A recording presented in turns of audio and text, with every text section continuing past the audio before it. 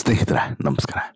ರೇಣುಕಸ್ವಾಮಿಯ ಪ್ರಕರಣದಲ್ಲಿ ದರ್ಶನ್ ಈಗಾಗಲೇ ಜೈಲು ಸೇರಿ ದರ್ಶನ್ ಜೊತೆಗೆ ಪವಿತ್ರ ಗೌಡ ಮತ್ತು ಇತರರು ಜೈಲು ಸೇರಿ ಶಿಕ್ಷೆಯನ್ನು ಅನುಭವಿಸ್ತಾ ಇದ್ರೆ, ಮತ್ತೊಂದು ಕಡೆ ರೇಣುಕಸ್ವಾಮಿಯನ್ನು ಕಳೆದುಕೊಂಡಂಥ ಕುಟುಂಬ ಇವತ್ತಿಗೂ ಕೂಡ ಕಣ್ಣೀರಲ್ಲೇ ಕೈ ತೊಳಿತಿದೆ. ಕಡು ಕಷ್ಟದಲ್ಲಿ ಜೀವನವನ್ನು ಸಾಗಿಸ್ತಿರುವಂಥ ಕುಟುಂಬ ರೇಣುಕಸ್ವಾಮಿಯ ಆದಾಯದಿಂದ ಬದುಕ್ತಾ ಇತ್ತು. ಕಾರಣ ಆತ ಒಂದು ಖಾಸಗಿ ಮೆಡಿಕಲ್ನಲ್ಲಿ ಕೆಲಸವನ್ನು ಮಾಡ್ತಾ ಇದ್ದ. ಅಲ್ಲಿ ಕೆಲಸವನ್ನು ಮಾಡ್ತಿದ್ದಂಥ ಕಾರಣಕ್ಕೋಸ್ಕರ ಆತನಿಗೆ ಒಂದಿಷ್ಟು ಸಂಬಳ ಅಂತೇಳಿ ಬರ್ತಾ ಇತ್ತು.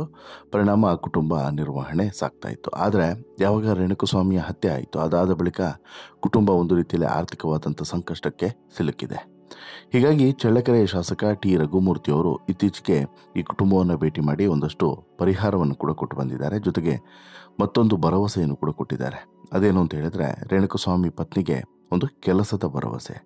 ಹಾಗಾದರೆ ಯಾವ ಕೆಲಸ, ಎಲ್ಲಿ, ಅದು ಪರ್ಮನೆಂಟಾ, ಟೆಂಪ್ರರಿನಾ, ಅಥವಾ ಬೇರೆ ಏನಾದರೂ ಒಂದು ಸರ್ಕಾರಿ ಕೆಲಸನೋ? ಹೀಗೆ ಸಾಕಷ್ಟು ಅನುಮಾನಗಳಿದ್ದಾವೆ, ಸಾಕಷ್ಟು ಪ್ರಶ್ನೆಗಳಿದ್ದಾವೆ. ಜೊತೆಗೆ ಕೊಟ್ಟಂತಹ ಸಹಾಯ ದೊಡ್ಡ ಮಟ್ಟದ ಸಣ್ಣ ಸಹಾಯನ ಎಲ್ಲವನ್ನು ಕೂಡ ಹೇಳ್ತಾ ಹೋಗ್ತೀನಿ. ಅದಕ್ಕಿಂತ ಮುಂಚೆ ನೀವಿನ್ನೂ ಕೂಡ ನಮ್ಮ ಚಾನಲನ್ನು ಸಬ್ಸ್ಕ್ರೈಬ್ ಮಾಡಿಲ್ಲ ಅಂದರೆ ದಯವಿಟ್ಟು ಕೂಡಲೇ ಸಬ್ಸ್ಕ್ರೈಬ್ ಮಾಡಿ ಸ್ನೇಹಿತರೆ. ನೋಡಿ, ಒಂದು ಕಡೆ ರೇಣುಕಸ್ವಾಮಿ ಹತ್ಯೆ ಬಳಿಕ ದರ್ಶನ್ ಮತ್ತು ಇತರ ಆರೋಪಿಗಳ ಬದುಕು ಜೈಲಿಗೆ ಬಂದಿದ್ರೆ, ರೇಣುಕಸ್ವಾಮಿಯ ಕುಟುಂಬ ಬದುಕು ಮಾತ್ರ ಒಂದು ರೀತಿಯಲ್ಲಿ ಬೀದಿಗೆ ಬಂದಿದೆ. ಕಾರಣ ಆರ್ಥಿಕವಾದಂತಹ ಹೊಡೆತ. ಚಿತ್ರದುರ್ಗದ ರೇಣುಕಸ್ವಾಮಿಯ ಈ ಒಂದು ಹತ್ಯೆಯಿಂದ ಕುಟುಂಬಕ್ಕೆ ಆಧಾರವಾಗಿದ್ದಂತಹ ರೇಣುಕಸ್ವಾಮಿಯೇ ಇನ್ನಿಲ್ಲ ಅನ್ನುವಂತಹ ಪರಿಸ್ಥಿತಿ ನಿರ್ಮಾಣ ಆಗಿದ್ದರಿಂದ ಅವರ ಕುಟುಂಬಕ್ಕೆ ಇವತ್ತಿಗೂ ಕೂಡ ಸಂಕಷ್ಟ ತಪ್ಪಿದಲ್ಲ. ಇದರಿಂದ ಅವರ ಕುಟುಂಬ ಒಂದು ರೀತಿಯಲ್ಲಿ ಸಂಕಷ್ಟದಲ್ಲಿ ಪ್ರತಿದಿನವೂ ಕೂಡ ದೂಡುತ್ತಾ ಬಂದಿದೆ, ಕಣ್ಣೀರನ್ನು ಹಾಕ್ತಾನೆ ಇದೆ. ಈಗ ಕುಟುಂಬವನ್ನು ಮುನ್ನಡೆಸೋದು ಹೇಗೆ, ಜೀವನದ ದಾರಿ ಹೇಗೆ, ಈ ರೀತಿಯಾದಂಥ ನಾನಾ ಪ್ರಶ್ನೆಗಳು ಆ ಕುಟುಂಬದ ಮುಂದೆ ಇತ್ತು. ದರ್ಶನ್ ಅಂಡ್ ಇತರರು ಜೈಲಿಗೆ ಹೋದರೂ ಸರಿ, ಬಟ್ ಆದರೆ ರೇಣುಕಸ್ವಾಮಿ ವಾಪಸ್ ಬಂದ ಇಲ್ಲ. ಇವರ ಆದಾಯದ ಮೂಲ ಇಲ್ಲ, ಏನೂ ಇಲ್ಲ. ಇನ್ಕಮ್, ಕೆಲಸ ಮಾಡ್ತಿದ್ದಂಥ ಮಗನ ಕೆಲಸಕ್ಕೆ ಹೋಗ್ತಿಲ್ಲ, ಬದುಕಿಲ್ಲ ಅಂತ ಹೇಳಿದ್ರೆ ಎಲ್ಲಿಂದ ಇನ್ಕಮ್? ಮತ್ತೊಂದು ಕಡೆ ಸೊಸೆಗೆ ಸಣ್ಣದೊಂದು ಪಾಪು, ಎಲ್ಲವನ್ನು ಕೂಡ ಸಾಕಬೇಕಲ್ವ? ಏನು ಕಡಿಮೆ ಖರ್ಚು ಬರುತ್ತಾ?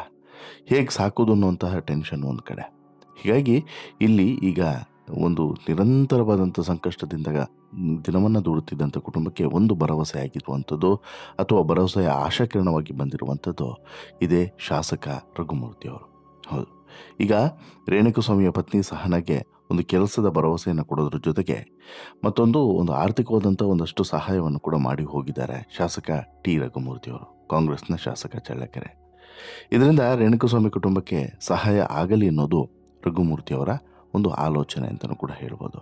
ಹಾಗಾದರೆ ಈ ಕಾಂಗ್ರೆಸ್ನ ಶಾಸಕ ರಘುಮೂರ್ತಿಯವರು ಏನೆಲ್ಲ ಭರವಸೆಯನ್ನು ಕೊಟ್ಟರು, ಏನೆಲ್ಲ ಮಾತುಕತೆಯನ್ನು ನಡೆಸಿದ್ರು ನೋಡ್ತಾ ಹೋಗೋದಾದರೆ, ನಟ ದರ್ಶನ್ ಮತ್ತು ಗ್ಯಾಂಗ್ ಮೇಲೆ ರೇಣುಕಸ್ವಾಮಿಯನ್ನು ಒಂದು ಹತ್ಯೆ ಮಾಡಿದಂಥ ಆರೋಪ ಇದೆ. ಈ ಪ್ರಕರಣ ಕೋರ್ಟ್ನಲ್ಲಿದೆ. ಆಗಸ್ಟ್ 15ರಂದು ಈ ರೇಣುಕಸ್ವಾಮಿಯ ಕುಟುಂಬದ ಸ್ಥಿತಿಗತಿ ಬಗ್ಗೆ ಒಂದಷ್ಟು ಮಾಧ್ಯಮಗಳು ವರದಿಯನ್ನು ಮಾಡಿದ್ವು. ಇದರ ಬೆನ್ನಲ್ಲೇ ರೇಣುಕಸ್ವಾಮಿಯ ಮನೆಗೆ ಚಳ್ಳಕೆರೆಯ ಕಾಂಗ್ರೆಸ್ ಶಾಸಕ ಟಿ ರಘುಮೂರ್ತಿ ಭೇಟಿಯನ್ನು ಕೊಡ್ತಾರೆ. ರಘುಮೂರ್ತಿಗೆ ಮಾಜಿ ಜಿಲ್ಲಾ ಪಂಚಾಯತ್ ಸದಸ್ಯ ಬಾಬುರೆಡ್ಡಿ ರವಿಕುಮಾರ್, ಮಾಜಿ ತಾಲೂಕು ಪಂಚಾಯತ್ ಅಧ್ಯಕ್ಷ ಲಿಂಗರಾಜ್ ಸಾಥನ್ನು ಕೊಟ್ಟಿದ್ದರು. ರೇಣುಕಸ್ವಾಮಿಯ ಕುಟುಂಬಕ್ಕೆ ಕಾಂಗ್ರೆಸ್ನ ಶಾಸಕ ರಘುಮೂರ್ತಿ ಆತ್ಮಸ್ಥೈರ್ಯವನ್ನು ತುಂಬಿದ್ದಾರೆ. ಸದ್ಯ ಕುಟುಂಬಕ್ಕೆ 1 ಲಕ್ಷ ರೂಪಾಯಿ ಆರ್ಥಿಕ ನೆರವನ್ನು ಕೂಡ ಕೊಟ್ಟಿದ್ದಾರೆ. ತುಂಬ ಕಡು ಕಷ್ಟದಲ್ಲಿರುವಂತಹ ಈ ಕುಟುಂಬಕ್ಕೆ 10 ರೂಪಾಯಿ ಸಿಕ್ಕಿದ್ರೂ ಕೂಡ ಅದು ದೊಡ್ಡ ವ್ಯಾಲ್ಯೂನೇ. ಅದರಲ್ಲಿ 1 ಲಕ್ಷ ಪರಿಹಾರ ಅಂತ ಹೇಳಿದ್ರೆ ಅತಿ ದೊಡ್ಡ ಮೊತ್ತನೇ ಈ ಕುಟುಂಬಕ್ಕೆ. ಯಾಕಂತ ಹೇಳಿದ್ರೆ ಇವತ್ತಿಗೆ ಅವರ ಪರಿಸ್ಥಿತಿ ಆ ರೀತಿ ಇದೆ. ಇಷ್ಟಕ್ಕೆ ಸುಮ್ಮನೆ ಆಗಲಿಲ್ಲ.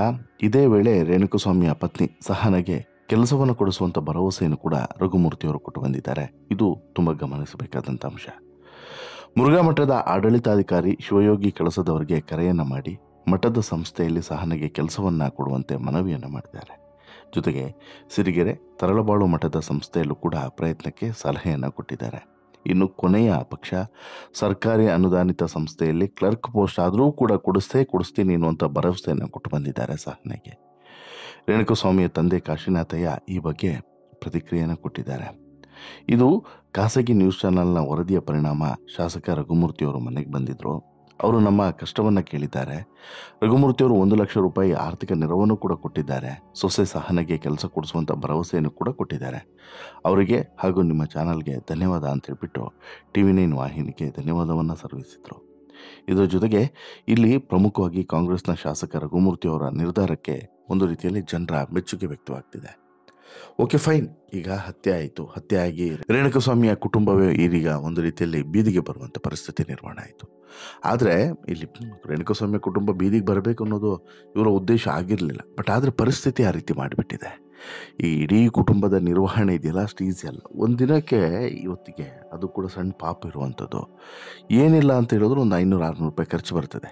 ಎಷ್ಟೇ ಖರ್ಚು ಮಾಡಲ್ಲ ಅಂತೇಳಿ ಬದುಕಿದ್ರು ಕೂಡ. ಅಂಥದ್ರಲ್ಲಿ ಈ ಕುಟುಂಬ ಈಗ ತುಂಬ ಸಿಂಪಲಾಗಿ ಬದುಕ್ತಿದೆ, ಕಷ್ಟದಲ್ಲಿ ಬದುಕ್ತಿದೆ, ಎಲ್ಲದೂ ಕೂಡ ಕರೆಕ್ಟ್. ಆದರೆ ಇನ್ಕಮ್ ಸೋರ್ಸೇ ಇಲ್ಲ ಅಲ್ವಾ. ದುಡಿತಿದ್ದಂಥ ಮಗನೇ ಇಲ್ಲ, ಬೇರೆ ಯಾರೂ ಮಕ್ಕಳಿಲ್ಲ, ಜೊತೆಗೆ ಸೊಸೆಗೆ ಹೋಗೋಕ್ಕಾಗಲ್ಲ ಕೆಲಸಕ್ಕೆ. ಹೀಗೆ ಸಾಕಷ್ಟು ಸಂಕಷ್ಟಗಳು, ಸಾಕಷ್ಟು ತಲೆನೋವುಗಳಿದ್ದಾವೆ.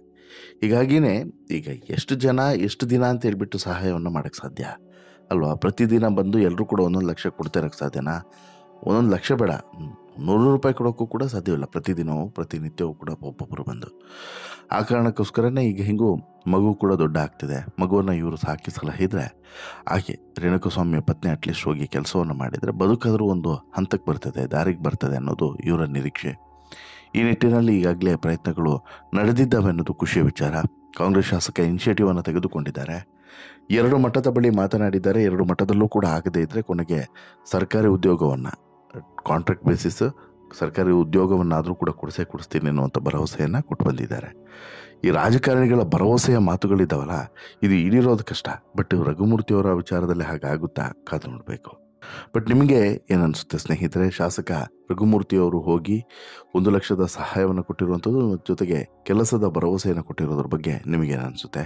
ದಯವಿಟ್ಟು ನಿಮ್ಮ ಅಭಿಪ್ರಾಯವನ್ನು ಕಮೆಂಟ್ ಮಾಡಿ ತಿಳಿಸಿ. ಜೊತೆಗೆ ಈ ಸ್ಟೋರಿ ಇಷ್ಟ ಆಯಿತು ಅಂತ ಹೇಳಿದ್ರೆ ಲೈಕ್ ಮಾಡಿ, ಶೇರ್ ಮಾಡಿ, ಚಾನಲ್ಗೆ ಸಬ್ಸ್ಕ್ರೈಬ್ ಆಗೋದನ್ನು ಮರಿಬೇಡಿ. ಧನ್ಯವಾದ.